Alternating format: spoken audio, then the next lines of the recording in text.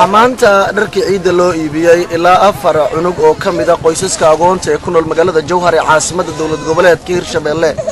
وحنا دركني عيد بحسي جبر مسلمة أو كونوا الدلك أمريكان كا إسلامك السنة دي إن مجا أيضا الشجو وحنا يقول ترى الشيء يكفر حسو maalinta aanu farxaynin caruurta agoomaha ah ee ciida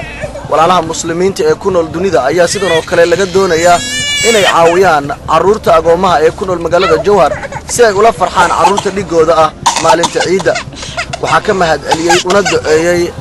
deeqdan dharka ay ugu tala gashay gabadhan muslimada ah hooyada dhashay caruurtan iyo caruurtaba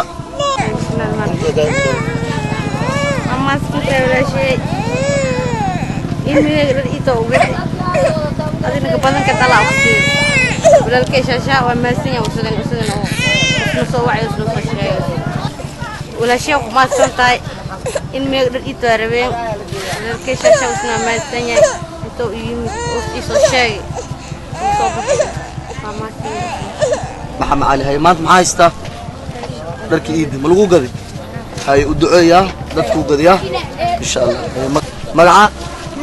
هاي نم إيد ميدي أي محل وجدي فلان يكون يسوال يحجاب ما هو تركيد وايست ما هو إن شاء الله مرعى عود علي تركيد من وجدي أي محاولته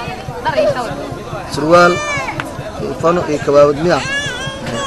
walaalaha muslimiinta ee ku nool dunida ayaa barnaamijka shaashada keer waxa ugu baaqayaa inay caawiyaan kuwa aanan awoodin inay farxaan maalinta farxadda ee waajibka ah waxaana ay barnaamijkan u soo marin karaan markaasi sadaqaadka la xiriira inay dhar u iibiyaan caruurta agoomaha ah Cabdi Shakur Shaasha Africa Cable TV Jowhar